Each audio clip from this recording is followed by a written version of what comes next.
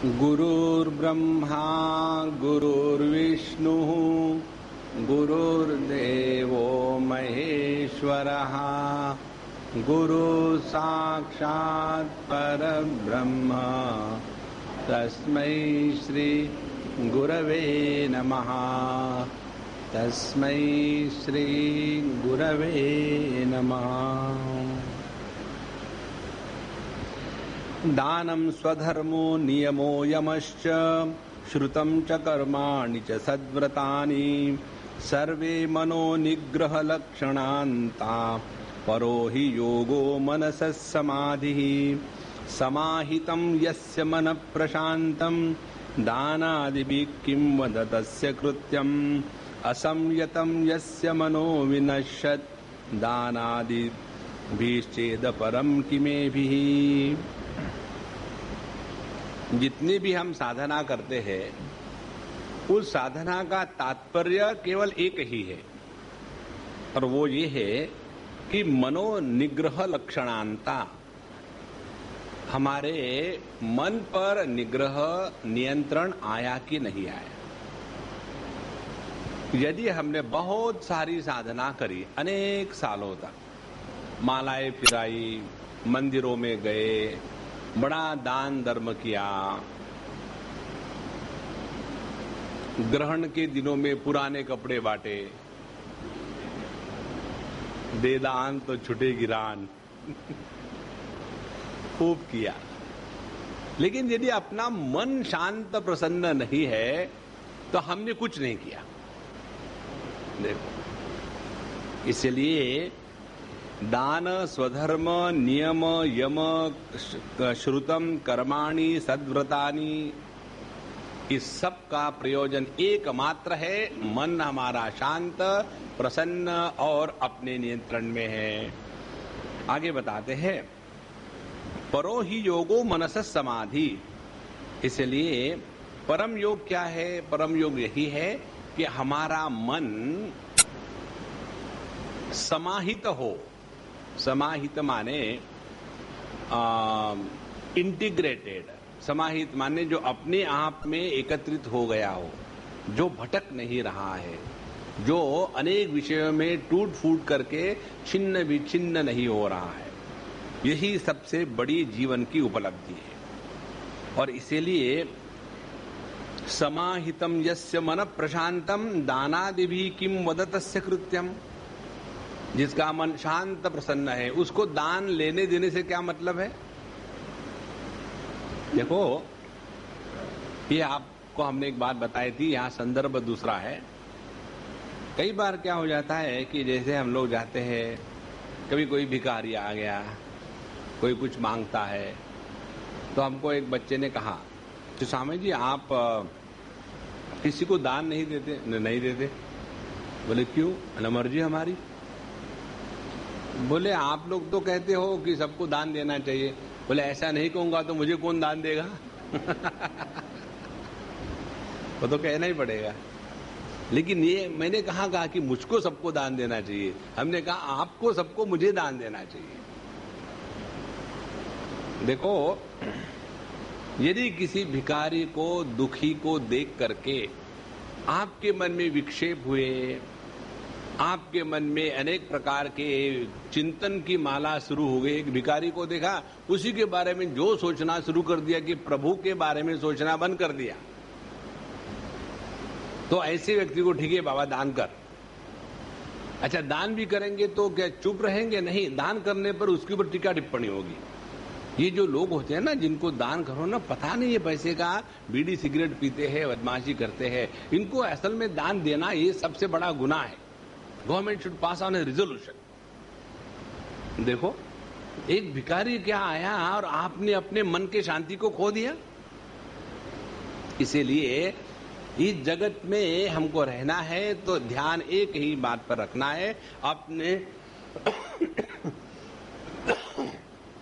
मन को विक्षेपित नहीं होने देना। और जिसका मन शांत हो गया उसको क्या मतलब है? दान में रहे, धर्म में रहे, नियम में रहे, यम कृत कर्म कुछ कोई मतलब नहीं।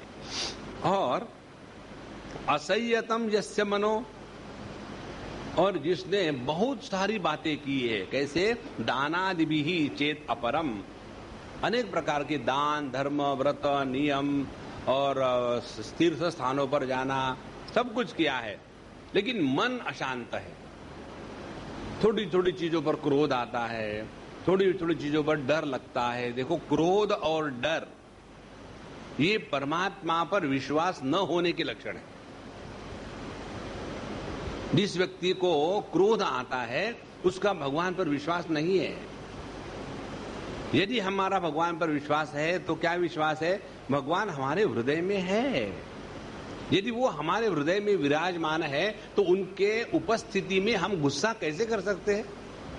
देखो, इसलिए क्रोध और भय, जिसके हृदय में डर है, उसका भगवान पर एक कौड़ी का भी विश्वास नहीं है।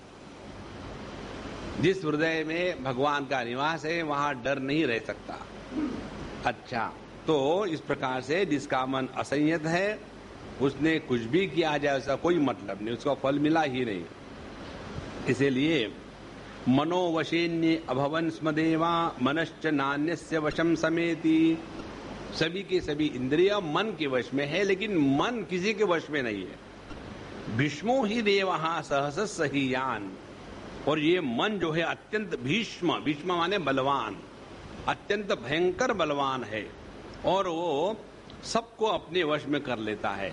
इसलिए इसको अपने वश में कर लेना ही चाहिए, तब जाकर के हम इंद्रियों को जीत सकेंगे। तम दुर्जयम शत्रुम असह्य वेगम। हम लोग सोचते हैं हमारा दुश्मन बाहर है। दुश्मन बाहर नहीं है, अपने मनी राम ही अपने दुश्मन है। तो सबसे बड़ा यही शत्रु है और इसका आक्रमण असह्य है। ये बाहरी शरीर को ही नहीं, हृदय आदि मर्म स्थानों को भी भेदता रहता है। इसलिए जितनी साधना है अपने मन को नियंत्रण करने में ही है। मन का यदि नियंत्रण नहीं हुआ और आपने बाकी सब कुछ किया है तो एकदम व्यर्थ हुआ है। आज तक सब समय नष्ट हुआ और अपने जितने प्रयत्न है वो निष्फल रहे। इसलिए सबसे पहले इस शत्रु पर विजय प्राप्त करें। लेकिन जो मूर्ख लोग होते हैं इसको जीतने का तो प्रयत्न नहीं करते, दूसरे के साथ झगड़े में बैठे रहते हैं। देखो, ये हमने आपको पिछली बार पूछा था और ये भी कहा था कि उसका उत्तर मत देना, इसका उत्तर अपने मन में रखो। हमने कितने बार जाकर के भगवान के सामने ये प्रार्थना करी कि भगवान हमारा मन शांत प्रसन्न रहे, हमारे मन में किसी के प्रति द्वेष, घृणा, ईर्ष्या न आवे और हम आपकी अनुभूति और आपके अस्तित्व को नित्य निरंतर याद रखें। बिल्कुल नहीं। भगवान मेरे लड़की की शादी करा दो, कम से कम ये तीसरी चौथी बार है, एक आध बार तो करवा दो। भगवान को छोड़ करके हमको सब चाहिए, इसलिए इस जगत में फंसा रहते हैं और दूसरे लोगों के साथ झगड़ा करके उन्हीं को शत्रु मित्र बनाते हैं। असली शत्रु मित्र अपना मन ही है। और मनुष्य की बुद्धि अंधी हो रही है, तभी तो वो इस मनक कल्पित शरीर को मैं मेरा मानते हैं और फिर इसके भ्रम के फंदे में फंस जाते हैं और ये मैं हूं और ये मैं नहीं हूं, ये दूसरा है। इसका परिणाम ये है कि अनंत अंधकार में ये भटकते रहते हैं। ये सब का तात्पर्य इतना ही निकला, जब हम किसी वस्तु व्यक्ति को अपने से भिन्न रूप में स्वीकार करेंगे तो संसार में भटक रहे। संसार में भटकना माने क्या? ऐसे नहीं कि भटक रहे हैं, संसार में भटकना माने मन का भटकना। हम तो यहीं बैठे रहेंगे एक जगह में, लेकिन मनी राम ऐसे भटक रहे हैं कि हम परेशान हो जाते हैं।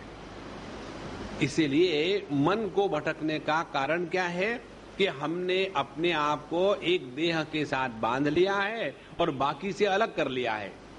यह जो दूसरेपन की कल्पना मन के द्वारा प्रक्षेपित है, इसी के द्वारा मन भटकता है और मन भटका तो हम भटके।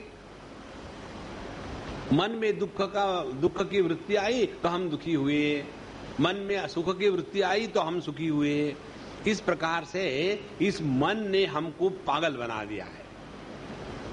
और मन कैसा पागल बनाता है? 3 प्रकार से।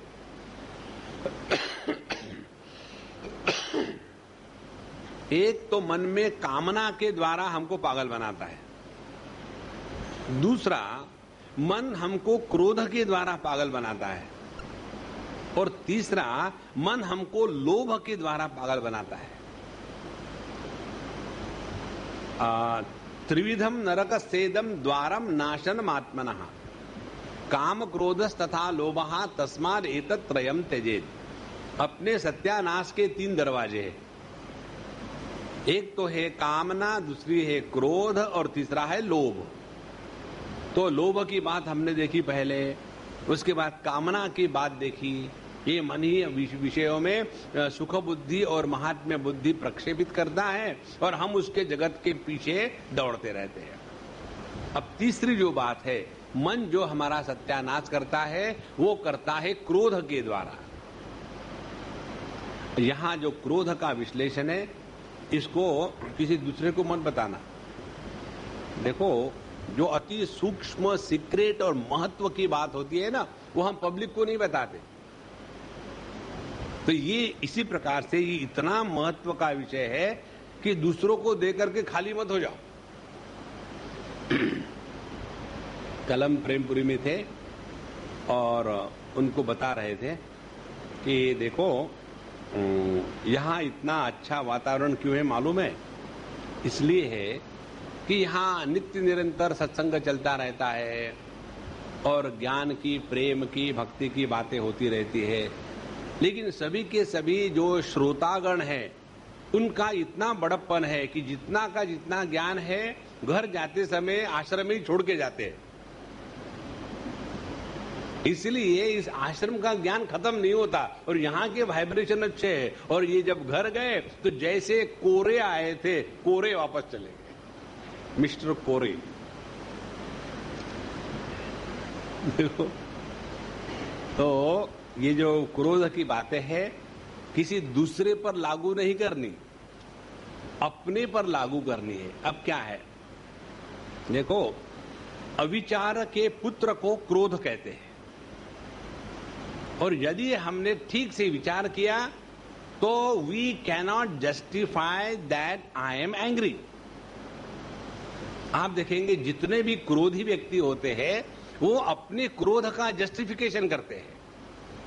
When we justify our anger, we do not want to get rid of the anger. देखो, जैसे समझो कोई व्यक्ति लेट आया, लेट आने के बाद जब वो जस्टिफाई करेगा ना कि क्यों मैं लेट आया, इसका मतलब है लेट आना उसने स्वीकार किया है एंड इट इज राइट। देखो, इसीलिए this justification philosophy is the very detrimental philosophy. तो यहां हम अपने हृदय में किसी भी कारण से क्रोध का जस्टिफिकेशन ना करें, ये बताने के लिए प्रसंग है। अब पहला प्रसंग, जनस्तु हेतु सुख दुःखयोश्चेत् किमात्मनाश्चात्र भौमयोस्तत् जिह्वां क्वचित् संदशति स्वदद्भिः तद्वेदनायां कथमाय कुप्येत्।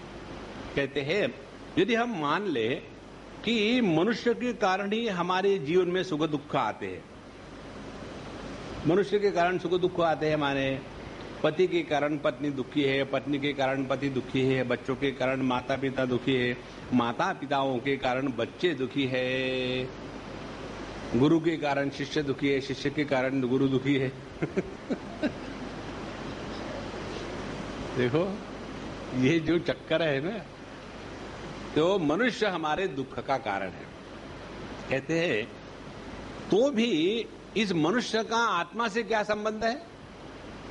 देखो, जब अपने देह का अपने स्वरूप से संबंध नहीं है तो दूसरे देहों का अपने से क्या संबंध होगा? देखो, हमारे जितने संबंध है ये केवल जब हमने देह मान लिया है तभी वैलिड है। यदि हम गाड़ी नहीं चला रहे तो ट्रैफिक रूल्स हम पर लागू नहीं होंगे। यदि हमने अपने आप को देह के रूप में स्वीकार नहीं किया तो फिर कौन पति, कौन पत्नी, कौन पुत्र, कौन इनला, कौन आउटला, सभी खत्म हो गया।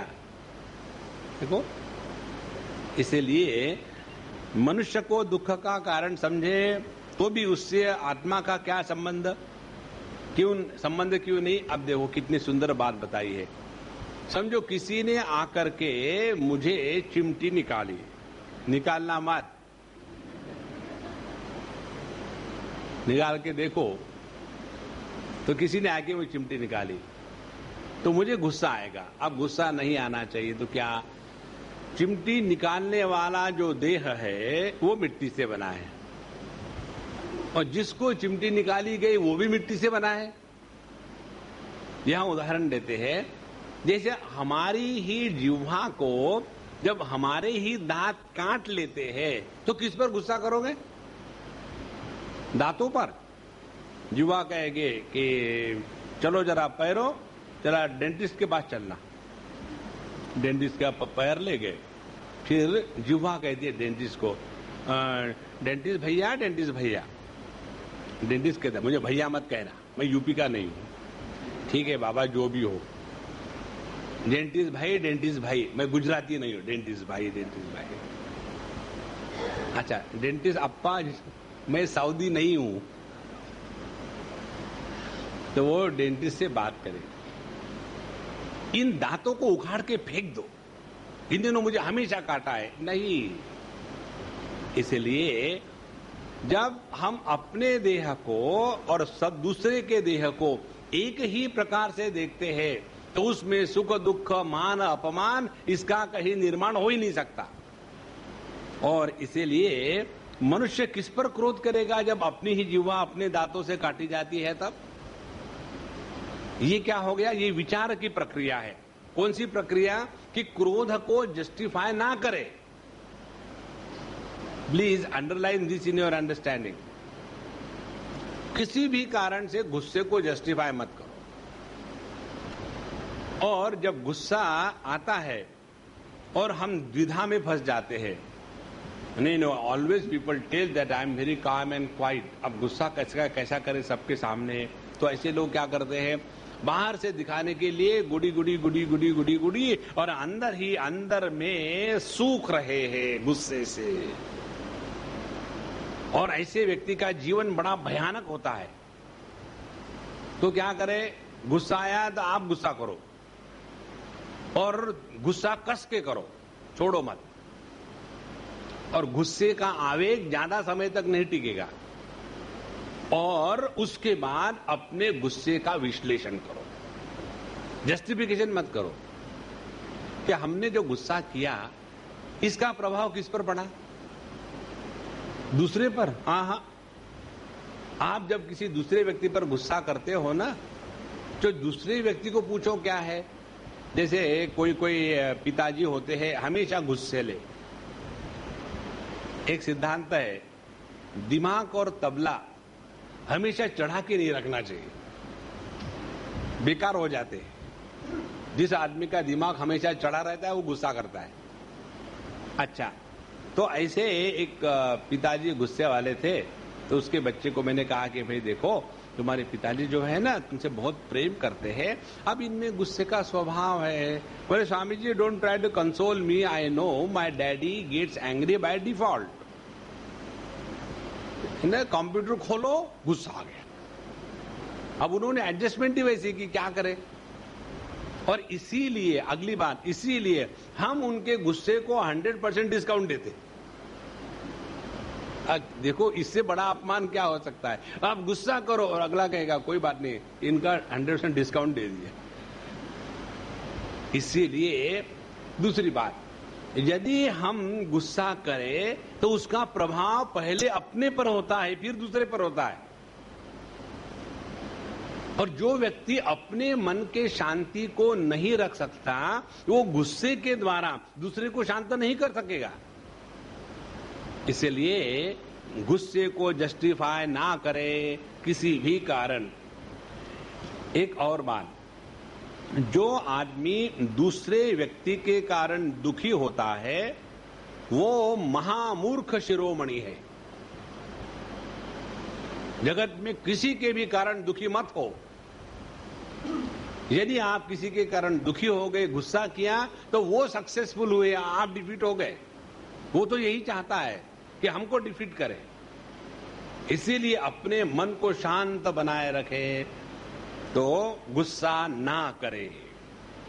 दूसरी बात, दुःखस्य हेतुर यदि देवतास्तु किमात्मनास्तत्र विकारयोस्तत् यदंगमंगेन निहनन्ते क्वचित् क्रुद्धेत कस्मै पुरुषस्वदेहे। दूसरा कारण बताते हैं, यदि मान लो कि देवता ही हमारे दुख का कारण है, देवताओं ने कोप किया और हमारे जीवन में बड़ा दुख आया, जाकर के देवता को प्रसन्न करो, एक मुर्गी बलि चढ़ाओ, और उस देवता को मुर्गी बलि चढ़ाएंगे तो उसके बाद फिर देवता प्रसन्न होंगे। इसीलिए देवता ने मुझे दुख दिया और इसीलिए मैं गुस्सा कर रहा हूं। तो उसके बारे में कहते हैं कि देखो, यदि दुख के कारण देवता है तो भी इसमें उससे अपने आत्मा की क्या हानि है? कारण क्या है? क्योंकि यदि दुख के कारण देवता है तो इंद्रियाभिमानी देवताओं के रूप में उनके भोक्ता भी तो वही है। देखो, सूर्य देवता है, सूर्य के कारण हम दुखी यदि है तो वही सूर्य तो अपने आंख में बैठ करके उस दुख का उपभोग वही कर रहा है। देखो, माने दुख देने वाला और भुगतने वाला एक ही देवता है, अलग अलग नहीं होते। इसीलिए उससे अपन को क्या लेना है? इसीलिए देवता को लेकर के हम दुखी होते हैं, ये भी गलत है। जैसे अपने ही देह से अपने ही देह को जब चोट लग जाती है, कई बार हम लोग जब ऐसा कुछ समझो पेंसिल को पेयर कर रहे तो पेंसिल निकल गई और अपने उंगली को ही छील लिया, तो किसको दोष देंगे? होता ही है। इसीलिए क्रोध करने से कोई मतलब नहीं। तीसरी बात कहते हैं, आत्मा यदि स्यात् सुख दुख हेतुः किमन्यस्तत्र निजस्वभावः न ह्यात्मनो यदि तन्मृषा स्यात् क्रुद्धेत कस्मान्न सुखम न दुःखम। यदि हम ये कहें कि आत्मा ही दुख का कारण है, तो आत्मा ही दुख का कारण है तो आप ही हो। यदि आप ही अपने दुख का कारण हो तो किस पर गुस्सा करोगे? इसीलिए किसी पर भी किसी कारण से गुस्सा करना जस्टिफाई नहीं होता। और आगे, जैसे आत्मा से भिन्न तो कुछ है ही नहीं, माने जिसने आत्मा को पहचान लिया है उसके जीवन में दूसरा कोई है ही नहीं। जब दूसरा नहीं है तो किस पर गुस्सा करोगे? और यदि कोई दूसरा दिखता है तो वह केवल मिथ्या प्रत्यय है। इसीलिए ना तो इस जगत में सुख है ना तो दुख है। इसीलिए क्रोध का निमित्त क्या हो सकता है? सुख के प्राप्ति में बाधा आती है तब क्रोध होता है, दुख की प्राप्ति जब होती है तब क्रोध होता है। लेकिन सुख और दुख दोनों ही केवल मन के प्रक्षेपण है, वास्तविकता नहीं है। जैसे गर्मी के दिनों में दुख देती है और वही गर्मी जाड़ों के दिनों में बड़ी मजा देती है। इसीलिए सुख दुख का कारण इस जगत में कुछ है ही नहीं, ये केवल अपने मन के ही चक्कर है। आगे कहते हैं, ग्रहा निमित्तम सुख दुःखयोश्चेत् किमात्मनोजस्य जनस्य ते वै। आजकल हमारी ग्रह दशा ठीक नहीं चल रही है, इन ग्रहों के कारण हम बड़े दुखी हैं। शनि का चक्कर चल रहा है, इसीलिए हमने अंगूठियां पहन रखी है। मैं अभी कहाँ गया था, हाँ, ये शिमला जब गया था वहां सब इंपोर्टेड मॉडल थे सीकर्स के, तो कोई भी मुझे नहीं जानता था except one lady who came. तो उन्होंने बताया कि चलो हम लोग वहां जाएंगे, मेडिटेशन सीखेंगे, ये करेंगे, ऐसे स्वामी है वैसे स्वामी है। तो सभी के सभी लोगों ने स्वामी माने क्या, अपने दिमाग में एक चित्र बना लिया और मुझे कहते हैं कि स्वामी जी यू हैव डिसअपॉइंटेड अस। क्या हो गया? बोले हमने कल्पना ये की एक स्वामी होगा, यहाँ अंगूठी वहां अंगूठी, वहां अंगूठी, वहां अंगूठी, वहां अंगूठी, चारों तरफ, और अनेक प्रकार की माला और भव्य शरीर और एकदम 110 डिग्री सेंटीग्रेड सीरियसनेस, और दूर रहो, हंसो मत। स्वामी माने हंसो मत। देखो तो इतनी सारी अंगूठियां हम पहनते हैं, क्यों पहनते हैं? एक ने मुझे पूछा वहां, आप क्यों नहीं पहनते अंगूठियां? काफी बाबा जी लोग तो बहुत अंगूठियां पहनते हैं। हमने कहा देखो उन पर ग्रहों का प्रकोप है, किसी पर शनि लगा है, किसी पर मंगल लगा है, किसी पर बुध रहा है, किसी पर शुक्र रहा है। हम पर कोई ग्रह काम नहीं करता, फेल हो जाते हैं। तो कोई भी ग्रह नहीं है, एक ग्रह जरूर है। कौन सा है? वो है दुराग्रह। और दुराग्रह से छुटकारा पाना है तो अंगूठी को अपने गले में डाल करके कस लो। देखो महाराज, सबसे बड़ा ग्रह ये है। ये दुराग्रह क्या है? मैं देह हूं, यही दुराग्रह है। इसीलिए ग्रहा निमित्तम सुख दुख योश्चेत किमात्मनो जस्य जनस्ते वही। जो अज है, जो अजन्मा है, परमात्मा है, उसको इन ग्रहों से क्या मतलब है? क्योंकि ग्रह स्थूल है, इन ग्रहों का प्रभाव होता है स्थूल देह पर, और ये स्थूल देहों का आधार जो परमात्मा तत्व है, अपना स्वरूप है, उसको इन ग्रहों से कुछ नहीं होता। इसीलिए किस पर क्रोध करे? माने क्रोध मत करो। इन सबका पूरा लक्ष्य एक ही तरफ है, मन शांत रहे। जब मन शांत रहेगा तब आपको बात समझ में आएगी कि हम किस प्रकार से देह नहीं है, और यदि हम देह नहीं है तो बाकी जगत में क्रोध करने का कोई सवाल ही नहीं। जहां जहां हमने क्रोध किया है, जहां जहां हम गुस्से के शिकार हो गए हैं, वहां हमने अपने को देह माना है, और देह के बाद ये मेरा, ये तेरा, ये मेरी नहीं सुनता, ये तेरी नहीं सुनता, और इसी में झगड़े चल रहे हैं। इसलिए इस चक्कर में ना पड़े। ये ग्रह अपने देह को जो करना है करने दो, अपन को क्या लेना है? आज तक कितने बार देह निर्माण हुए, कितने देहों पर कितने ग्रहों का परिणाम हुआ, लेकिन यह परमात्मा तत्व ज्यों का त्यों है, उसको पकड़ के रखो। देखो, आध्यात्मिक साधना यदि हम बहुत सिंसियरली करते हैं तो जीवन में स्वाभाविकता किस चीजों में आती है? जैसे अपने शिरडी साईं बाबा का पोथी का बात लो। एक बार एक सामुद्रिक लक्षण देखने वाले सज्जन उनके पास पहुंचे। पहुंचने के बाद अब ये जो सामुद्रिक लक्षण देखने वाले होते हैं ना, हमेशा वो लाइनें मारते रहते हैं। अपनी मार मार के थक गए, अब पब्लिक की लाइन मारना शुरू कर दिया। और जहां मिला कि अच्छा पढ़ लिया हमने क्या कि आप हमसे स्मार्ट हो। और देखो इसका कितना प्रभाव है। मैंने आपको एक बार बताया था, मैं पंचकोश उसके बारे में बता रहा था। तो पंचकोश को बताने के लिए हम अपने हाथ का उपयोग करते हैं, क्योंकि 5 उंगलियां हैं। तो अन्नमय कोश, प्राणमय कोश, मनोमय कोश, विज्ञानमय कोश, आनंदमय कोश, इसके परे जो है वो आत्मा है।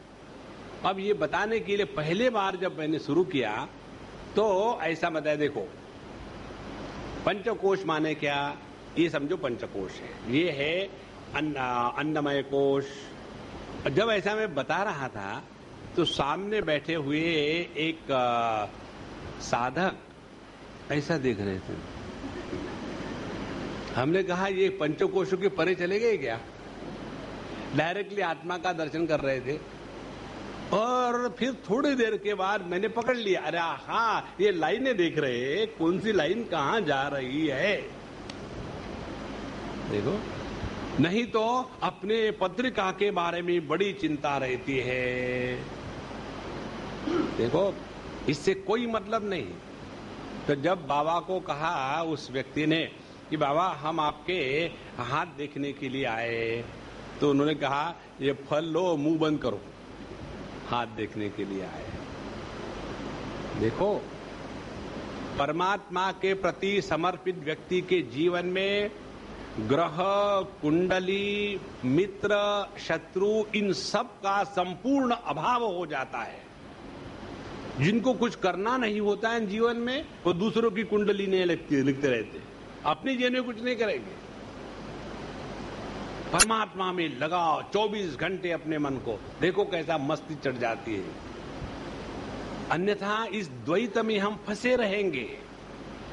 यही जीवन का लक्ष्य नहीं है। यदि हमारे जीवन में ग्रह का प्रभाव है तो उससे निकलना है, उसमें फंसे नहीं रहना। अब क्या करें, आजकल ग्रह की दशा ठीक नहीं चल रही, तो क्या कर रहे हैं हम? अब हम आलसी होके सो रहे हैं। दैव दैव आलसी पुकारा। ये ग्रहों के चक्करों में पड़ने वाले लोगों को देखो, बड़े आलसी होते हैं। क्योंकि नहीं, मुझे मालूम है अभी और 9 साल तक मेरी दशा बदलने वाली नहीं है, इसीलिए 9 साल तक मैं खाके सोता रहूंगा। जब दशा बदलेगी तब दिशा बदलेगी। इसीलिए यह जो ग्रह ग्रह ग्रह, इसके चक्कर से निकल जाओ। तो हम आध्यात्मिक साधक है, इससे ज्यादा महत्व नहीं देना। अच्छा, कर्मास्तु हेतु सुख दुःखयोश्चेद किमात्मनिस्तद्भि जड़ा जड़त्वे देहत्वचित पुरुषोज सुपर्णः क्रुद्धेद कस्मै नहि कर्म मूलम। अब ये अगली स्टेप, सब हम ये ग्रहों के चक्कर से छूट गए, अब हम लोग कर्मों में फंस जाते हैं। मेरे कर्म ही फूटे, मैंने पिछले जन्म में कुछ पाप किया था, इसलिए इस जन्म में शादी कर ली।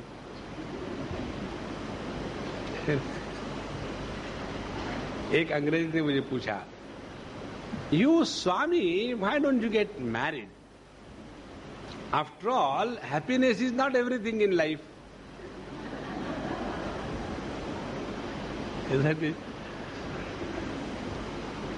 तो जब व्यक्ति हताश हो जाता है, जब किसी को भी बदनाम करने में समर्थ नहीं है, ध्यान से सुनना, तब व्यक्ति अपने आप को बदनाम करने लग जाता है। ध्यान से सुनना, प्रारब्ध कर्म, संचित कर्म, आगामी कर्म, ये कोई सद्विचार नहीं है, क्योंकि कर्म जड़ है। कर्मों को लेकर के सत्विचार कैसे होंगे? वो तो जड़ विचार है। राम राम तो अभी तो कितना बताया, कर्तव्य कर्म करो, वो सब उस दो पानी फेर दो, कोई मतलब नहीं इससे।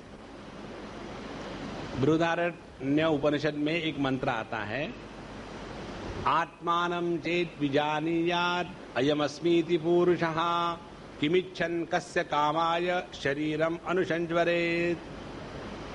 यदि हमने अपने स्वरूप को पहचान लिया है तो इच्छा करने वाला कौन है? किम इच्छन, कौन इच्छा करेगा? जब पेट में जगह हो गई तो भूख लगेगी। अब पेट नाक तक भरा हुआ है तो उसको खाने की इच्छा कैसे होगी?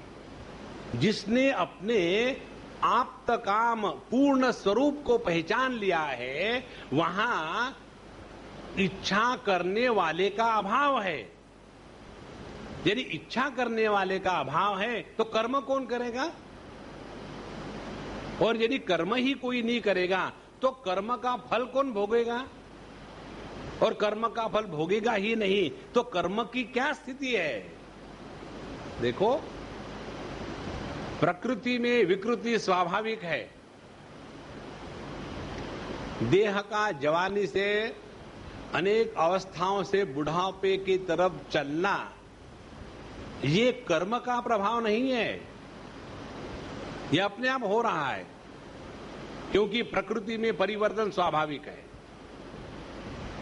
तो यदि हम बचपन से बुढ़ापे की तरफ जाते तो उसमें पाप पुण्य की निर्मित नहीं होती। बूढ़ा होना माने सत्कर्म, जवान होना माने दुष्कर्म नहीं। इसी प्रकार से कोई भी कर्म के सिद्धि के लिए जड़ और चेतन इन दोनों का इकट्ठा होना आवश्यक है। केवल शुद्ध चैतन्य परमात्मा तत्व, उसमें कर्म का संपूर्ण अभाव है। केवल देह जो जड़ है उसमें कर्म की स्थिति संभव नहीं है।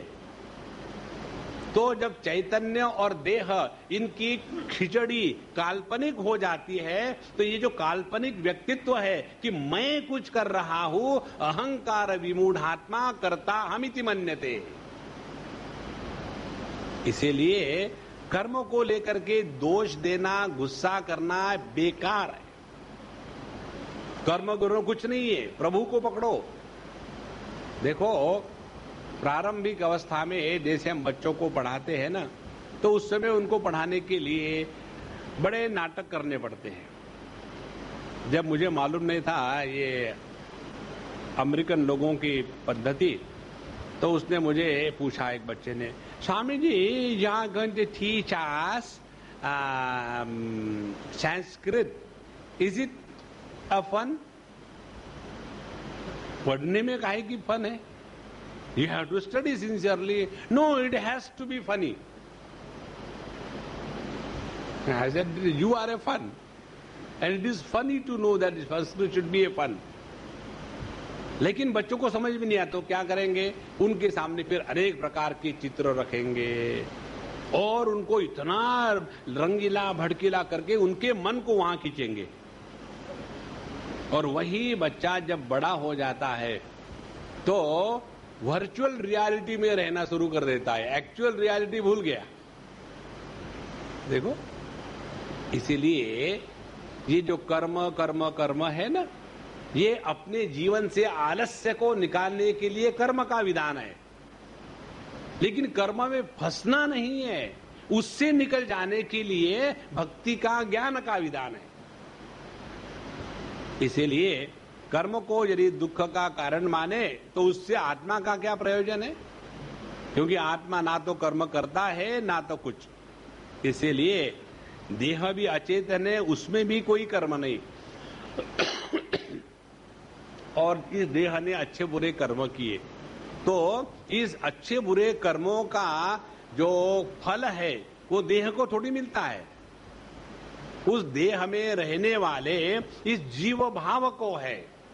लेकिन आत्म तत्व ना तो देह है ना तो जीव भाव है। इसीलिए किसी पर भी किसी आधार से कर्म ही सिद्ध नहीं होता, तो कर्मों का आधार लेकर के क्रोध कैसा सिद्ध होगा? अच्छा, आगे कहते हैं कि क्रोध के दूसरे भी कारण हम लोग ढूंढ के निकालते हैं। कौन से? कालस्तु हेतु सुख दुःखयोश्चेत् किमात्मनस्तत्र तदात्मकोऽसौ नाग्नेर्हितापो न हिमस्य तत्स्यात् क्रुद्धेद कस्मै न परस्य द्वन्द्वम्। यदि हम कहे कि काल ही सुख दुख का कारण है, तो इस काल का आत्मा पर क्या प्रभाव है? कुछ नहीं। देखो, काल को ठीक से समझ लेना। हमारे शास्त्रों में काल की जो परिभाषा दी है वो ऐसी है, recognition of sequence is called as time.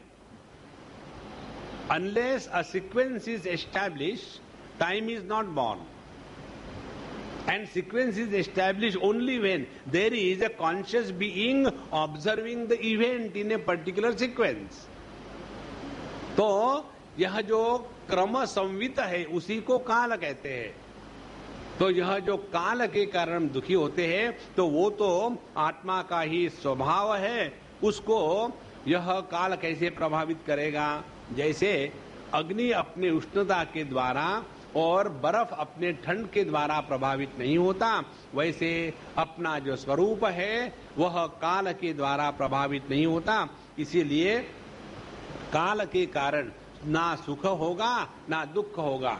जब सुख दुख नहीं होगे तो क्रोध किस पर करोगे? अच्छा, द्वंद्वोपरागः परतः परस्य न केनचित् क्वापि कथंचनास्य द्वंद्वोपरागा परतः परस्य यथा हमः संस्कृति रूपिण स्यात् एवं प्रबुद्धो न विभेति भूतैहि। आगे कहते हैं, आत्मा प्रकृति के स्वरूप, धर्म, कार्य, लेश, संबंध आदि गंध से रहित है। उसे कभी भी किसी के द्वारा किसी प्रकार का द्वंद्व का स्पर्श नहीं होता और वह तो जन्म मृत्यु के चक्कर में भटकने वाले अहंकार को ही होता है। इस बात को जो जान लेता है वह किसी भी निमित्त से भयभीत नहीं होगा। देख लेना महत्व की बात। हमने आपको 3 बातें बताई थी। जिस मन पर कामना का प्रभाव है, जिस मन में भय का वातावरण है और जो मन अपने क्रोध का समर्थन करता है, उसमें अभी 1 पैसे की साधना नहीं हुई है। बिल्कुल स्पष्ट समझ लो, उसमें कोई कॉम्प्रोमाइज नहीं। हम इतने दिन से सत्संग सुन रहे हैं, थैंक यू और क्या कह सकते हैं? उसका प्रभाव होना है अपने अंतःकरण पर, और अंतःकरण का पर प्रभाव सत्संग का होना माने इन 3 चीजों का अभाव, काम, क्रोध और लोभ। देखो, और असल में देखा जाए ये 3 नहीं है, एक ही है। कामना की पूर्ति जिस कारण से रुक जाती है, उस कारण के प्रति जो अभिव्यक्ति है, प्रतिक्रिया है, उस प्रतिक्रिया को ही क्रोध कहते हैं।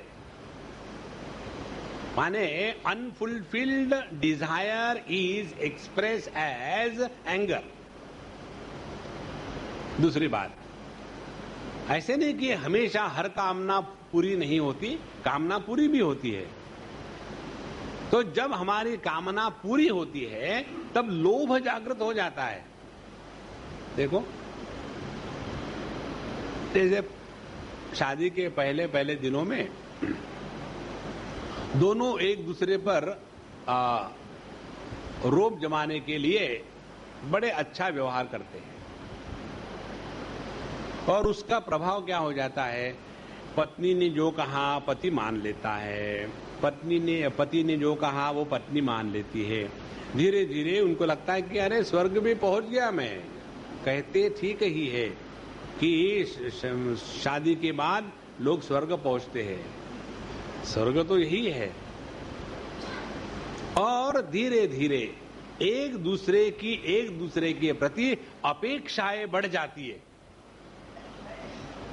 अपेक्षाओं का बढ़ना इसी को कहते हैं लोभ। और जहां हमारी अपेक्षा परिपूर्ण नहीं हुई तो उसी लोभ की विकृत अवस्था जो है वो क्रोध है। देखो, इसीलिए इन 3 चीजों के तरफ हमेशा जागृत रखना है अपने आप को। कहीं हम कामना के चक्कर में तो नहीं फंस रहे, कहीं हम क्रोध में भटक तो नहीं रहे हैं, कहीं हम लोभ के कारण अपने जीवन के संतुलन को नष्ट तो नहीं कर रहे हैं। काम क्रोधस्तथा लोभः तस्मादेतत्त्रयं त्यजेत्।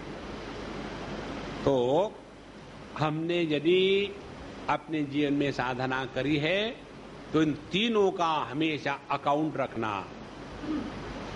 आज सुबह से मैं कितने बार गुस्सा हुआ, हम भी रखते हैं अकाउंट। क्या रखते हैं आप? हम एक बार ही लिख देते हैं, इनफाइनाइट।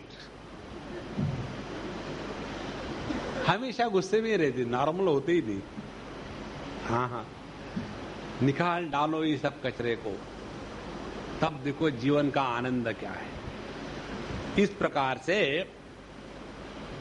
इस उज्जैन निवासी ब्राह्मण ने विचार किया।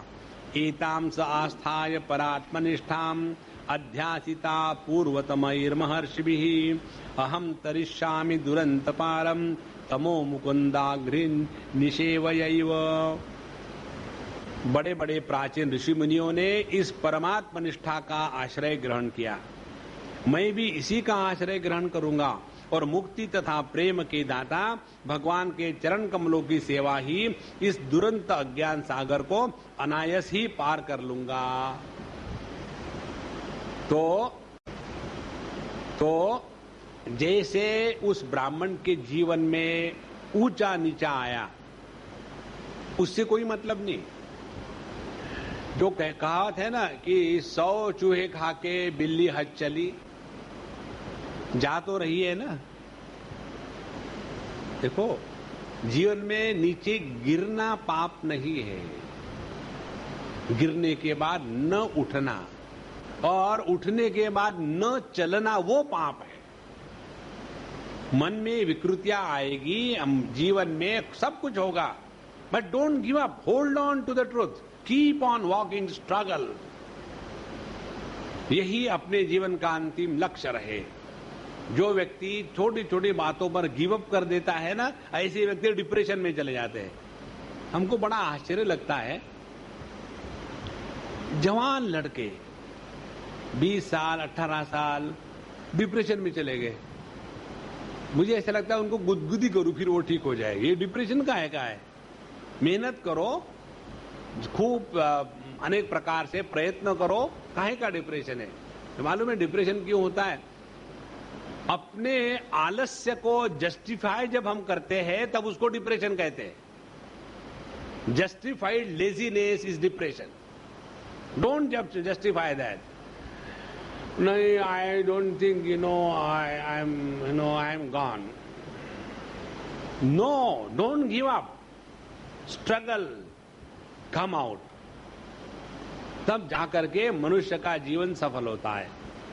तो हमको ये किसी ने नहीं समझना चाहिए कि आप तो बड़ा लेट हो गया स्वामी जी, आप पहले हमारे लाइफ में आते तो अच्छा रहता। एक ने मुझे पूछा, स्वामी जी आप मजाक उड़ाते हो हमारी। हमने कहा ठीक है, नहीं उड़ाएंगे, पतंग उड़ाएंगे। तो बोले मैं पूछूं कुछ? मैं पूछो, मजाक मत उड़ाना। नहीं, बोले नहीं उड़ाऊंगा। क्या? स्वामी जी मुझे विल करनी है तो क्या करूं? हमने कहा मैं बताऊंगा लेकिन तुम करोगी नहीं ये भी बताता हूं। नहीं आप बताओ। ठीक है, आपकी सब जायदाद मेरे नाम से कर दो। स्वामी जी आप हमेशा मजाक करते हो। हमने कहा इस समय सीरियस हूं।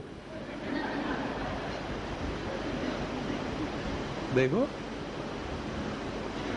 स्वामी जी आपसे तो बोलना बेकार है, मत बोलो। देखो, जब तक के अपना मन प्रभु में लगा है ना, ये फालतू की विचार नहीं आएंगे। विल करके करोगे क्या? जिसका जो होना वो होगा। अपने मन को प्रभु में लगाओ और करनी भी है तो कर डालो, खत्म। उसके चक्कर में मत पड़ो, लेकिन बताना मत किसी को किसको क्या दिया है। तो बंदी मुट्ठी 1.25 लाख की। इसीलिए मन को प्रभु में लगाओ। और हम कभी भी लेट नहीं है। We are never late, it is the right time. कई बार लोगों के मन में आता है कि यदि जवानी में ये सब हो जाता तो कितना अच्छा रहता। बाबाजियों में कंपटीशन बढ़ जाती है। अच्छा हुआ, दुखी रहो। इसीलिए we are never late and it is the right time that has come. So what is important is how sincere and fully involved you are. कल हम जब जा रहे थे, मैं रूपल को बता रहा था, देखो हमको जब कोई भी कार्य हाफ हार्टेडली करने की आदत हो जाती है ना, तो वही आदत हमको ध्यान के आसन पर परेशान करती है। जैसे किसी व्यक्ति को कोई भी कार्य करते समय उसमें मन नहीं लगना। समझो नींद से उठ गए तो अपना बेड है या चद्दर है, उसको ऐसे ही करके कोने में रख दिया, इंटरेस्ट ही नहीं किसी में। रुमाल से मुंह साफ कर दिया पसीने के कारण, करने के बाद उसका क्रिकेट बॉल बना करके ऐसा रख दिया। अरे राम, उसको थोड़ा फोल्ड करो तो क्या पैसे लगते हैं? अपने आए कहीं से और जूता उतार के घर के अंदर जाना है, जूता डायरेक्टली सेंटर उस देहली पर रखा है कि दूसरे आदमी को परेशानी होगी, इसका भान ही नहीं, ने जूते को फेंक दिया। ऐसा जिसका स्वभाव है, ऐसे व्यक्ति का ध्यान कभी नहीं लगेगा। हर चीज करने में 100% सिंसियरिटी एंड फुल इन्वॉल्वमेंट, यदि वो नहीं होगा, ध्यान के लिए बैठे, कैसे बैठेंगे? अच्छा ठीक है, बैठे।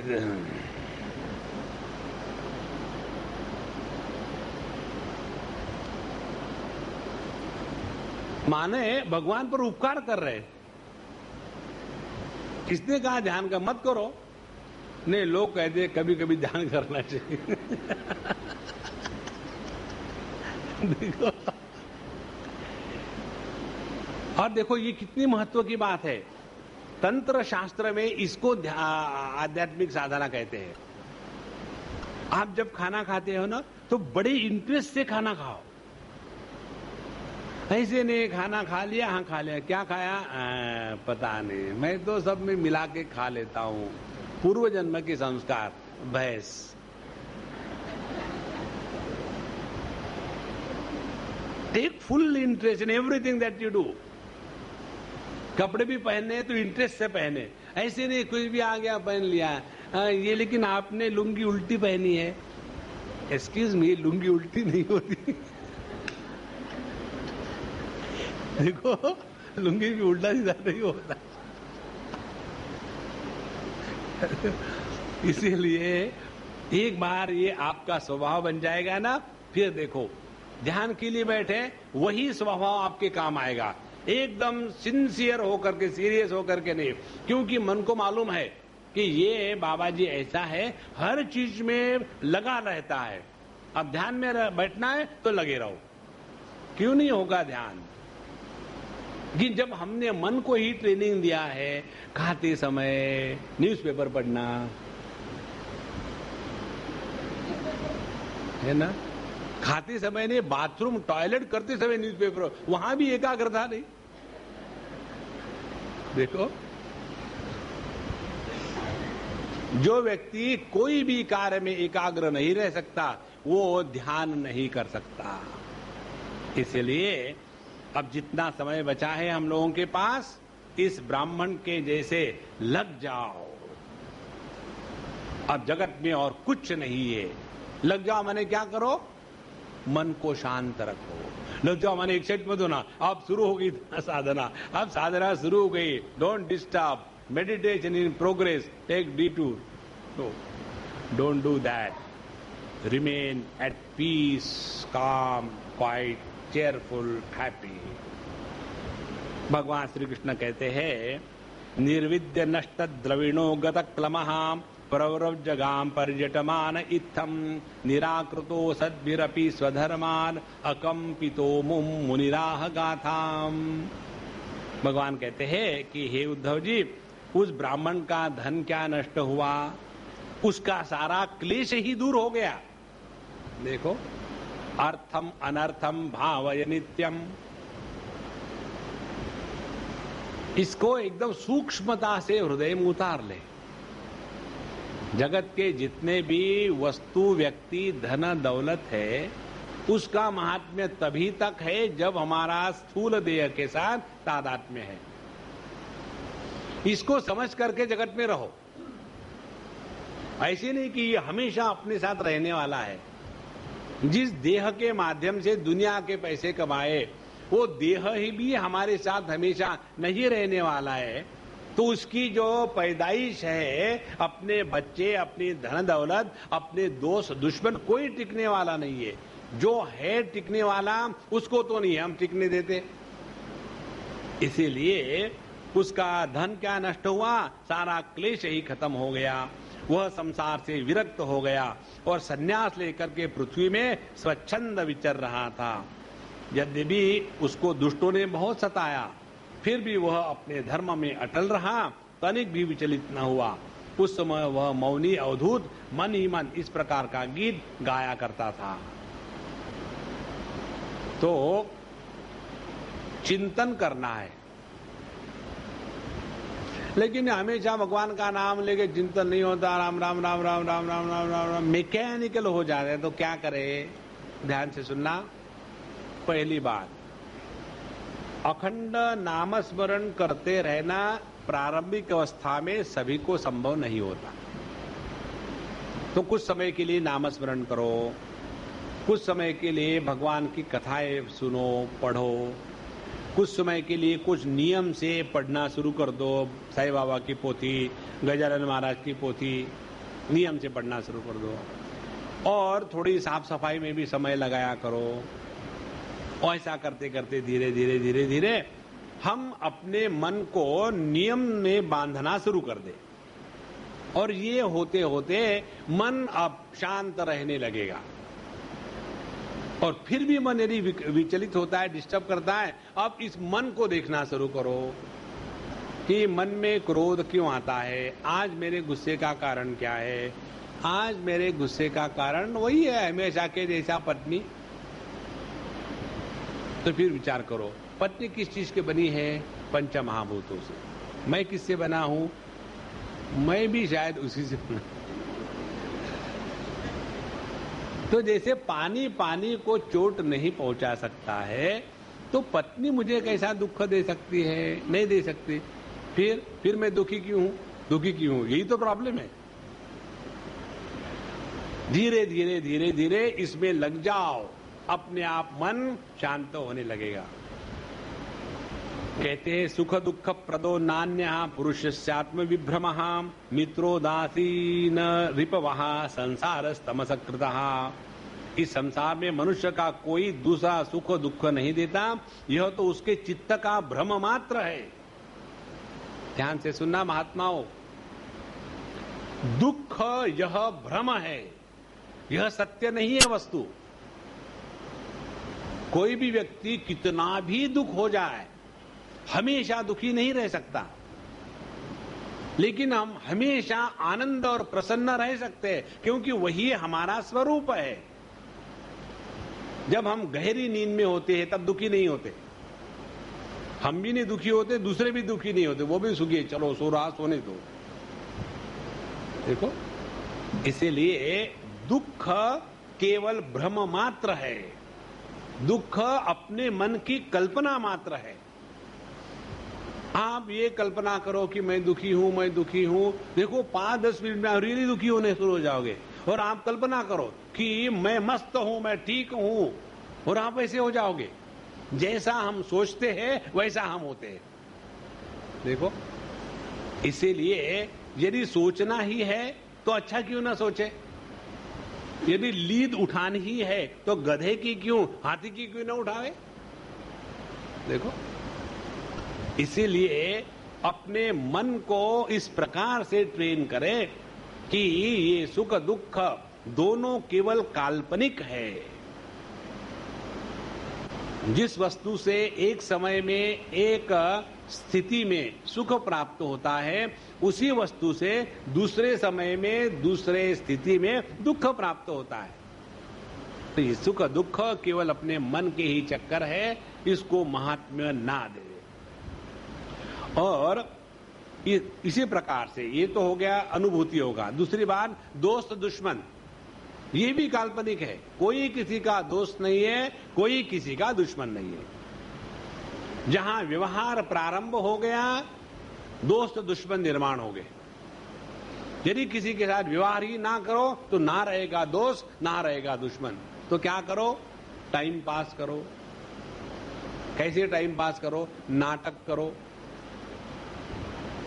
बस मस्त रहोगे। और जितना ये अपने हृदय में उतर आएगा, उतना हम अपने स्वरूप में स्थित रहेंगे।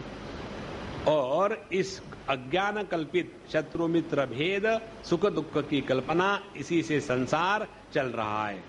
इसीलिए तस्मात् सर्वात्मनातात निगृहाण मनोधिया मय्या वेशितया युक्तः एतावान योग संग्रह। योग संग्रह, योग की पराकाष्ठा क्या है? 2 बातें बताई। तस्मात् सर्वात्मनातात निगृहाण मनोधिया, अपने मन को समझदारी के साथ संपूर्ण रूप से संयमित कर लो। और यह जो संयमित मन है, इसको प्रभु के चरणों में लगाओ। जब बताते हैं ना कि हमेशा मन भगवान में लगना चाहिए, इसका तात्पर्य क्या है? आपका मन भगवान में कब लगेगा? जब वो आपकी बात मानेगा तब न। जिसे हम अपने बच्चों को कहते हैं मत्था टेको पैरों पे, पैरे पो दुख खाओ। और हम स्वयं वहां इलेक्ट्रिक के खंभे के नीचे खड़े रहेंगे। देखो कितनी महत्व की बात है। अपने बच्चों को नियंत्रण में नहीं रखा और उससे कुछ काम करवाना चाहते, ये नहीं हो सकता। इसी प्रकार से अपने मन को नियंत्रण में नहीं रखा और ये जो अनियंत्रित मन है उसको भगवान में लगाने का प्रयत्न करेंगे तो कुछ नहीं होगा। इसीलिए योग संग्रह, अपने योग की पराकाष्ठा सार इतना ही है कि अपने मन को बस चारों तरफ से एकदम शक्ति लगा करके वश में कर ले और नित्य युक्त होकर के स्थित हो जाए और परमात्मा में मन को लगा दे। य एताम भिक्षुणा गीताम ब्रह्मनिष्ठाम समाहितः धारयन् श्रावयन् शृण्वन् द्वन्द्वैर्न न एव अभिभूयते। अब यहां इसको कहते हैं फलश्रुति। यह जो भिक्षु गीता है, इस भिक्षु गीता को कहते हैं कि यह जो भिक्षु का गीत है, यह मूर्तिमान ब्रह्मनिष्ठा है। इसको अपने जीवन में जो धारण करता है, स्वयं या दूसरों को सुनाता है या दूसरों को मदद करता है, वही जगत में सुख दुख के द्वंद्वों के परे चले जाता है और अपने जीवन को कृतकृत्य बना लेता है। और कैसे कृतकृत्य बना लेता है? इसी जगत में रहते हुए ही जगत के द्वारा प्रभावित नहीं होता। जंगलों में जाने की कोई आवश्यकता नहीं, घरों में जंगल काफी है, बाहर भटकने की जरूरत नहीं। मन के अंदर में बड़ा जंगल है। शब्द जालम महारण्यम, अरण्य में जाने की कोई जरूरत नहीं। अंदर घुसो तो अंदर जंगल ही जंगल है। काम क्रोध लोभ मोह मद मात्सर्य, उसमें भटको ना। इसलिए यह जो भिक्षु गीता है, ये इसका सारा संग्रह क्या हो गया? हम अपने जीवन का सारा समय मन को संयमित पवित्र एकाग्र करने में लगावे और यह एकाग्र संयमित मन प्रभु के चरणों में लगा दे। यही है, बाकी सब बकवास। इसके बाद 24वें अध्याय में भगवान श्री कृष्ण सांख्य योग के बारे में बताते हैं।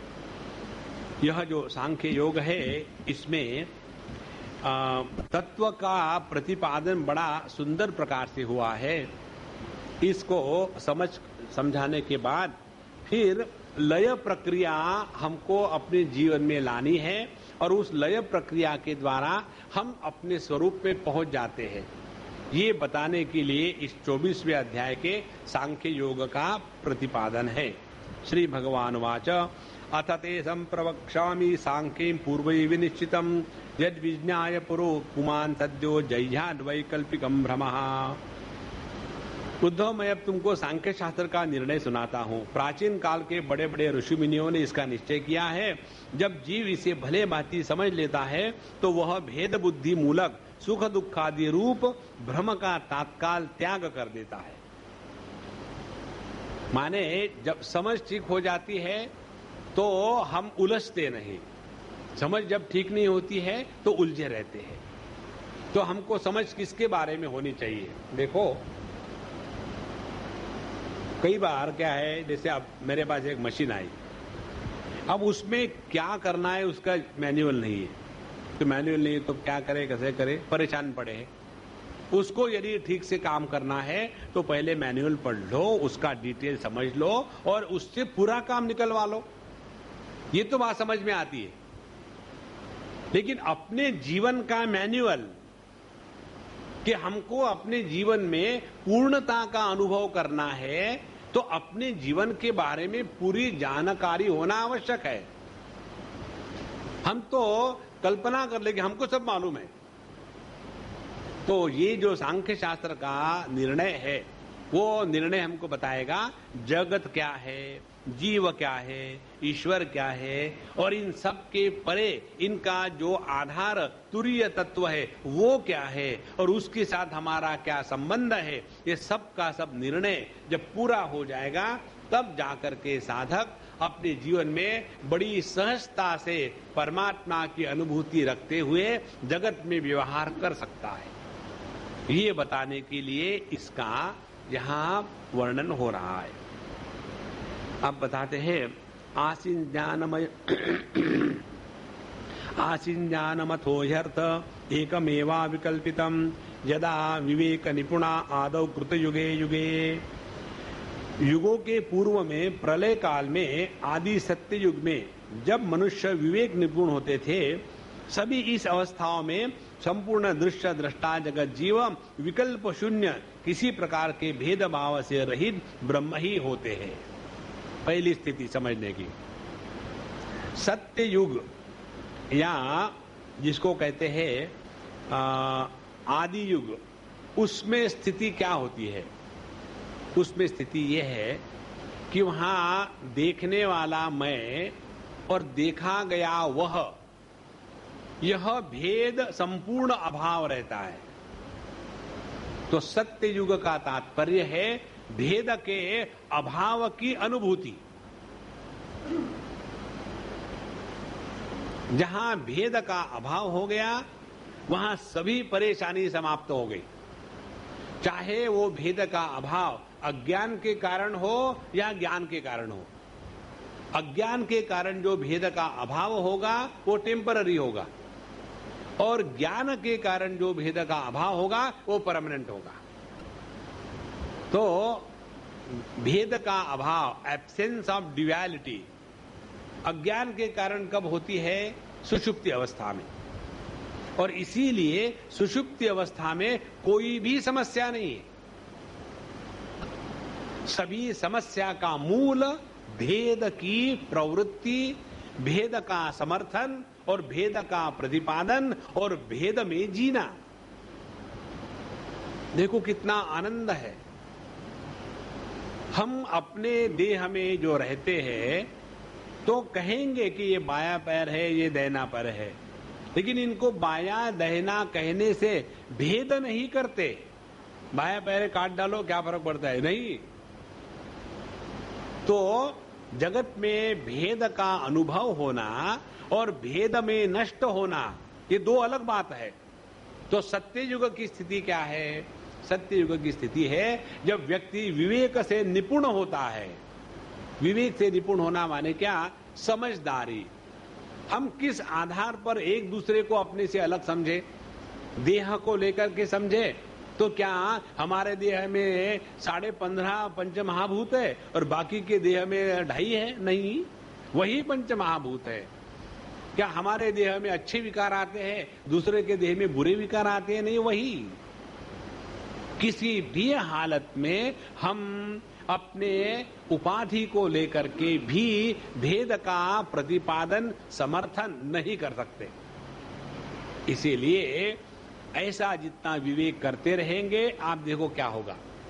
जैसे हम पर किसी व्यक्ति ने गुस्सा किया तो हमको अच्छा नहीं लगता, और फिर हम क्या करते? हम भी गुस्सा करते। अब इसको कैसे विवेक से समझ लेना है? जिसको गुस्सा आया है या कर रहा है, वो बेचारा दया का पात्र है, वो क्रोध करने का पात्र नहीं है। जैसे समझो कोई व्यक्ति शारीरिक दृष्टि से विकृत हो, किसी को पोलियो हो गया है और वो समझो स्टेप चढ़ रहा था और चढ़ते चढ़ते गिर गया, तो हम हंसेंगे क्या उस पर? नहीं हंसेंगे। हम उसको मदद करेंगे, उठाएंगे। तो जो शारीरिक विकृति का व्यक्ति हमारे दया का पात्र है, तो उससे भी सूक्ष्म विकृति होती है मानसिक विकृति। तो क्रोध ये मानसिक विकृति है। तो जिस व्यक्ति के मन में क्रोध आ रहा है वो घृणा का पात्र नहीं है, वह तो दया का पात्र है। देखो, ये समझ जिसके हृदय में आ गई है वही व्यक्ति सबको अपना सकता है। देखो, बहुत सरल है साधना। तो अपने मन को हमेशा विवेक से परिपूर्ण रखे। नाम विवेक रखने से कुछ नहीं होता।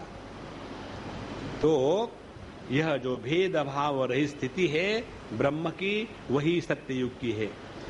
आगे कहते हैं, तन्माया फल रूपेण केवलम निर्विकल्पितम वांग मनस गोचरम सत्यम द्विधा समभवत बृहत। अब उस स्थिति से अगली स्थिति आती है, क्या है कि इसमें संदेह नहीं कि ब्रह्म में किसी प्रकार का विकल्प नहीं है, वह केवल अद्वितीय सत्य है। मन वाणी की भी उसमें गति नहीं है। और यही जो मन है, यही जो ब्रह्म है, मन यही जो ब्रह्म है, उसकी माया और उसमें प्रतिबिंबित जीव के रूप में, दृश्य और दृष्टा के रूप में दो भागों में विभक्त सा हो गया। अब यहां सांख्य की प्रक्रिया शुरू हो गई। इसको सूक्ष्मता से ठीक से समझ लेना, और ये सभी का सभी जितना बाहर बता रहे हैं ना, वो सबका सब अंदर हो रहा है। किसी भी व्यक्ति को जब हम निर्विकल्प होते हैं, मन में कोई भी एक भी संकल्प नहीं, तो वह जो अनुभूति है वो अनुभूति है ब्रह्म की अनुभूति। इसीलिए कई लोग शांति से डरते हैं, तो फिर वो टीवी लगा देंगे और म्यूजिक लगा देंगे, न्यूज़पेपर पढ़ेंगे। शांत बैठो ना, शांत नहीं, शांत नहीं, हमको नहीं अच्छा लगता। किससे डर रहे हो? ध्यान से सुनना, किससे डर रहे हो? अपनी मौत से। जब हम शांत होते हैं, एक भी संकल्प विकल्प नहीं आता, उस समय जीव का अस्तित्व समाप्त हो जाता है। जीव संकल्प विकल्पात्मक है, और जहां शांत होकर के निर्विकल्प स्थिति में बैठो तो जीव का अस्तित्व समाप्त हो रहा है। तो जीव अपने अस्तित्व को समाप्त होने से डरता है, इसीलिए परमात्मा के प्राप्ति को मृत्यु कहते हैं। कल एक बच्चे ने मुझे प्रश्न पूछा अमेरिका से, कनाडा से, Swami ji please reply my following questions. Why they celebrate the date of birth and the date of departure of the great Mahatmas equally? उसके बाद why they take the Purna Kumbha to receive the Mahatmas? Why they have the light to show to the Mahatmas? तो मैंने उसको लिखा उत्तर कि मैं तुम्हारे एक भी प्रश्न का उत्तर नहीं दूंगा, लेकिन ये बताऊंगा कि इसके प्रश्न के उत्तर इकट्ठा करके तुम करोगे क्या? दूसरों को बताओगे ना? मालूम है महात्माओं के जन्म मृत्यु क्यों सेलिब्रेट करते हैं? मैं बताता हूं। और लोग सुने, अरे यार तुझको सब कुछ आता है। देखो वो स्वामी जी आने वाले हैं ना, हम पूर्ण कुंभ तैयार करेंगे, लेकिन क्यों करना है? बिकॉज मैं बताता हूं, पूर्ण कुंभ का ये मतलब होता है, फिर धीरे धीरे धीरे तुम सबके सामने एक बड़े समझदार ज्ञानी के रूप में प्रस्तुत हो जाओगे। फिर लोग आके तुमको प्रश्न पूछने लगेंगे कि बताओ ऐसा क्यों होता है? पहले तो उधारी का धंधा लेकर के अपना बिजनेस शुरू कर दिया, और फिर अपनी इन्वेस्टमेंट लग जाएगी, जो मन में आए ठोक दिया, और ऐसा करते करते प्रभु तो चला जाएगा दूर, और तुम इसी में फंसे रहोगे। दूसरों को समझाना, इस चक्कर में मत पड़ो। ये जो कुछ है हमारी ट्रेडिशन है, हमारा कल्चर है, और हमको हमारे ट्रेडिशन कल्चर में बिना लॉजिक के आदर होना चाहिए. No logic. The moment you put logic in your life, you are barred from love. Where logic is, love is lost. Where love is, logic is not required. देखो, इसीलिए ये जो सब प्रक्रिया है, इसको अपने हृदय में उतारना है, पब्लिक को नहीं बताना. तो जहां हम एकदम विकल्प रहित है, उसी क्षण हम परब्रह्म परमात्मा है. मैं भी स्वामी जी, हां जी, तुसी भी. कोई एक्सेप्शन नहीं है. यहां शांत हो गए. अब जैसे पानी निस्तरंग है और किसी भी कारण से उसमें थोड़ा क्षोभ हो गया, तो क्षोभ क्यों होता है पानी में? क्योंकि पानी में क्षोभित होने की क्षमता है, बाहर से नहीं लानी पड़ती. जैसे कल हमने आपको उदाहरण दिया था, एकदम शांत पानी में छोटे से पत्थर को डालो तो कितने सुंदर तरंग आते हैं, और यदि एक जमीन पर थोड़े से पत्थर को डालो तो कुछ नहीं होता, क्योंकि पानी में वो क्षमता है जो पृथ्वी में नहीं है. इसी प्रकार से यह जो परब्रह्म परमात्मा है, वो अपनी माया शक्ति के माध्यम से मानो दो रूप में अभिव्यक्त हो गया. कैसे? पानी जब शांत है तो एकमेवाद्वितीय, उसमें थोड़ा पत्थर डाल दिया तो दो बातें हो गई. क्या? एक तो उसमें गति आ गई, और दूसरा गति के कारण उसमें लहरें निर्माण हो गई. तो फिर हम उसी पानी को कहेंगे कि इसमें लहरें है पानी, नाम देंगे लहरें. इसी प्रकार से एकमेवाद्वितीय परब्रह्म परमात्मा, उसमें माया शक्ति के कारण दो प्रकार की बातें होती है. जो पहली बात है उसको कहते हैं प्रकृति, और दूसरी बात है उस प्रकृति के माध्यम से परमात्मा की जो अभिव्यक्ति है उसको कहते हैं पुरुष. तो एक परब्रह्म से पुरुष दृष्टा और प्रकृति दृश्य, ये दो बातें निर्माण हो गई. पहली स्टेप. उसके बाद आगे कहते हैं तयोरेकतरो ह्यर्थः प्रकृति शोभयात्मिका ज्ञानम त्वन्यतमो भावः पुरुषः सोभिधीयते. अब उनमें से एक वस्तु को प्रकृति कहते हैं जो जगत के कार्य कारण का रूप धारण करती है. प्रकृति किसको कहते हैं? जहां कार्य कारण की सिद्धि होती है वो प्रकृति है. कैसे? समुद्र कारण है, लहरें कार्य है. सुवर्ण कारण है, आभूषण कार्य है. पिताजी कारण है और पुत्र कार्य है. कार्य कारण केवल प्रकृति में ही संभव है. इसीलिए साधना के एक पक्ष में बताते हैं इस जगत के कार्य कारण में मत फंसो. कार्य कारण मिथ्या, इसका कोई मतलब नहीं. कैसे कार्य कारण मिथ्या है? यदि कारण के कारण कार्य है तो कार्य के कारण कारण है. यदि कार्य ही नहीं होगा तो कारण किसको कहेंगे? Effect validates the cause and vice versa.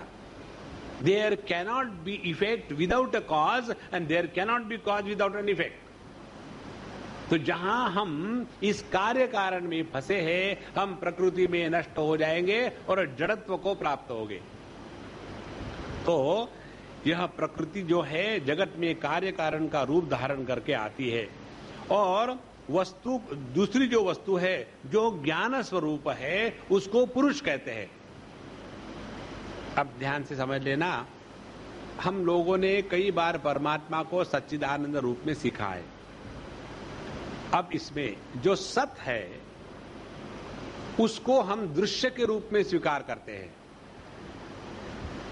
और जो चित्त है, ज्ञान है, उसको हम आत्म रूप से स्वीकार करते हैं. असल में जो सत है वही चित है, अलग अलग नहीं है।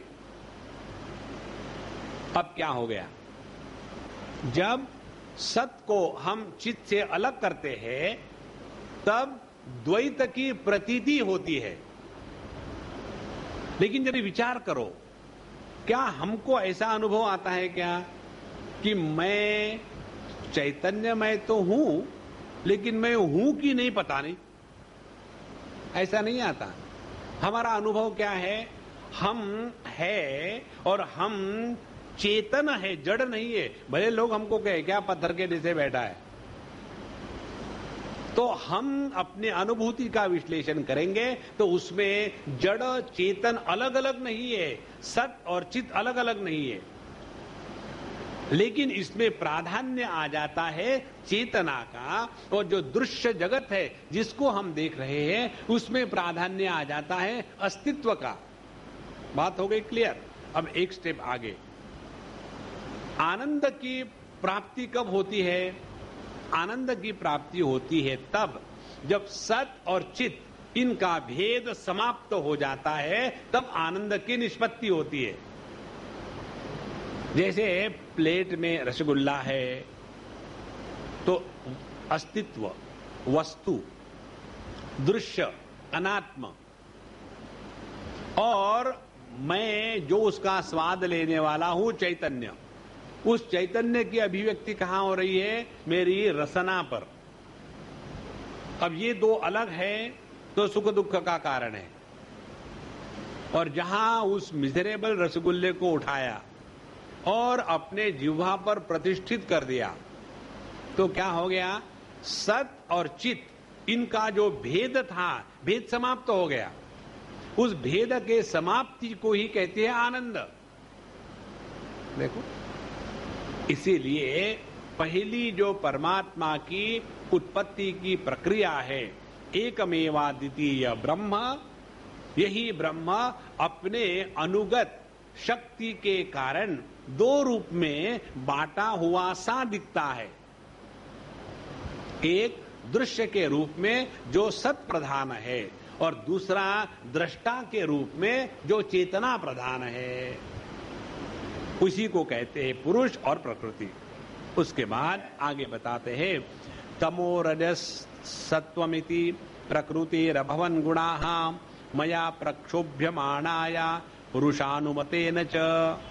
और उद्धव जी महाराज सुनो, मैंने ही जीवों के शुभ अशुभ कर्मों के अनुसार प्रकृति को क्षुब्ध किया है। अब कितनी बातें हो गई देखो। परब्रह्म परमात्मा पहली स्थिति। दूसरी स्थिति, परब्रह्म परमात्मा अपने शक्ति को लेकर के जब कहा जाता है तब उसको ईश्वर कहते हैं।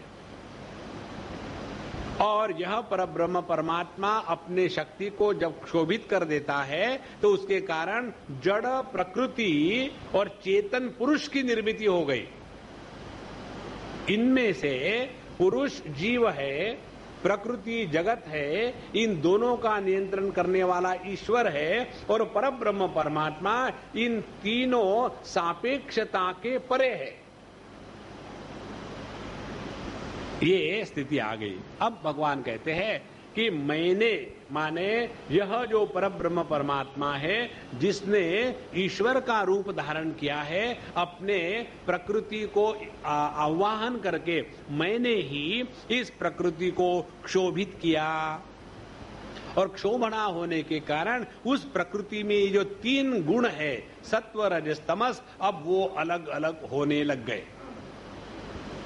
देखो, जिन्होंने बायोलॉजी वगैरह पढ़ा है उनको मालूम है, जब ये सेल डिवीजन पढ़ाते हैं स्कूलों में तो उसमें बताते हैं कि देखो ये जो सेल है ना, पहले थोड़ी फूलने लग जाती है।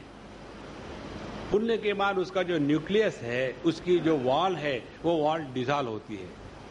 उसके बाद ऊपर में जो दो आंखें हैं उसको सेंट्रियोल कहते हैं, वो डिवाइड होकर के प्रोटोप्लाज्म में थोड़ा थोड़ा अलग हो जाता है। उसके बाद वहां स्पिंडल तैयार हो जाता है, और फिर जितने भी क्रोमोसोम्स है वो पेयर्स में होते हैं तो उनको अलग अलग किया जाता है। और वो होने के बाद सेल वॉल जो है वो अपने वहां एक कॉन्स्ट्रिक्शन आ जाता है और उस प्रकार से 2 सेल बन जाती है। ये जब हम पढ़ते हैं तब प्रश्न नहीं पूछते ऐसा क्यों करते हैं, लेकिन यहां जब आता है लेकिन भगवान ने दुनिया क्यों बनाई, देखो ये क्यों क्यों क्यों है ना, ये भूख नहीं लगी इसका लक्षण है। कल रात को 2:30 बजे मैंने खाया, पता नहीं क्या ऐसी कस के भूख लगी कि नींद खुल गई। तो रात को 2:30 बजे कैसा खाना चाहिए, ये तो ठीक नहीं है, कार्य कारण भाव के परे। देखो यह जो क्यों क्यों क्यों है ना, इससे कोई मतलब नहीं निकलता, ये ऐसा ही है। देयर इज नो क्यों, why because the sky is too high. तो यह परब्रह्म परमात्मा अपने शक्ति को लेकर के जीव जगत ईश्वर के रूप में अभिव्यक्त हो गया और इस परमात्मा ने इस प्रकृति के सत्व तमस रजस इन 3 गुणों को क्षोभित करके प्रकट किया। उसके बाद क्रिया शक्ति प्रधान सूत्र और ज्ञान शक्ति प्रधान महत तत्व प्रकट हुए।